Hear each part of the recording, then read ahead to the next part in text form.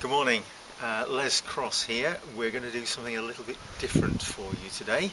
As you can see, we're outside. I have the outside broadcast unit for the film production with me today.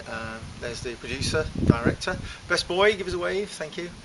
Catering crew over there, and the lovely camera operator there, thank you very much indeed. And what we're going to do today is something a little bit different. I want to show you how you can create a live reading using natural products. I want you to know that you're never going to be short of using materials or finding materials in nature, very geomantic. You're never going to be short of finding materials with which to give a geomantic reading. And today we're going to use a willow tree. Okay, that's the willow tree. I've just come round the bend. Don't say anything. And what I'm going to do then is to look for some leaves down in the lane here that we can use from the willow tree to give a reading. So let's see the kind of leaves that we've got. I'm immediately attracted to this one here, which is a nice one. It's a bit pale, but it will still suit our purposes. We've got another one here. That's a bit more dried. I'm going to have a think about that one. Which other ones have we got here? We've got another one here. I'm looking for leaves. This situation are quite flat. I don't want them too curled. I don't want them too dried. I'd like them to be a similar kind of colour if I possibly could. I just walked on that one. I prefer not to use that one. Come on. Trained camera operator here. Let's have a look at this one. That one's not too bad. So we've got 4 there at the moment, but I'd like to get a slightly different one than that one. That's a bit curled up. Let's see if we can get one. This one here. That one's fine. That one's fine. So the ones that we've got here, you can see that one's a bit yellow. I'll just see if I can get a slightly different one than that. Have we got another greener looking one here?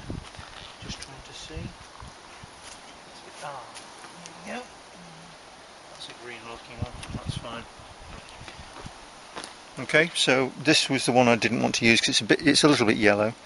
This one's a bit too dried up, but these are all freshly blown off the tree. Oops. Up again. Freshly blown off the tree, so they're a nice, good green, living green colour. A little bit of damage to them there, but that's bit eaten away, but that's no problem. Keep dropping them, and they're very light indeed to use, so they'll be perfect for the reading. So come on, back to the house. Okay, here we are back at the ranch. We're now going to use the leaves to give a geomantic reading.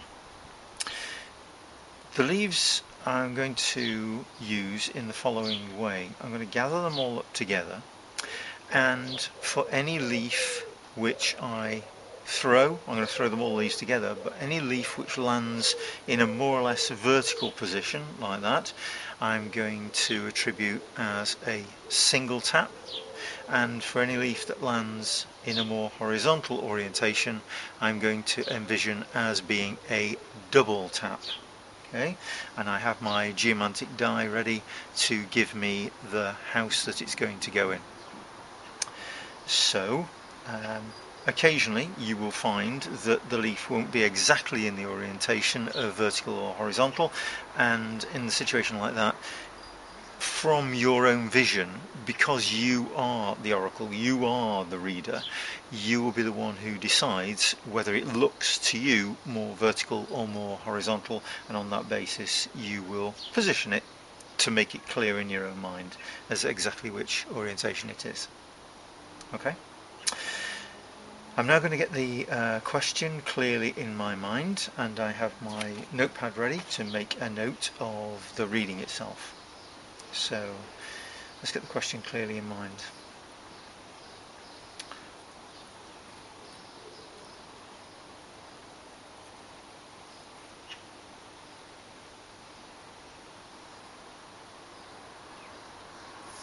Okay.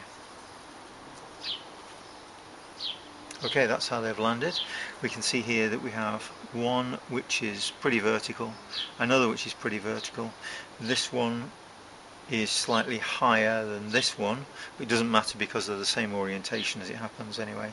That's obviously the orientation of the first geom, obviously Fortuna Minor.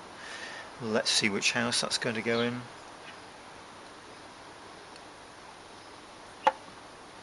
It's going to go in the second house, so make a note of that. Fortuna Minor in the second house. Okay, repeat the same principle then. Okay.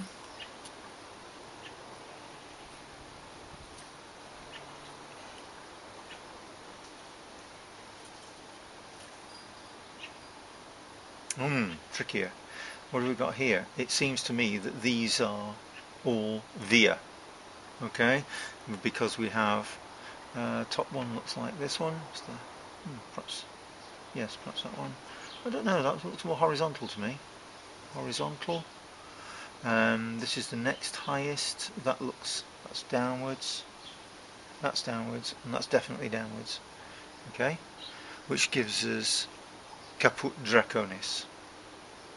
Which house is that going to go into?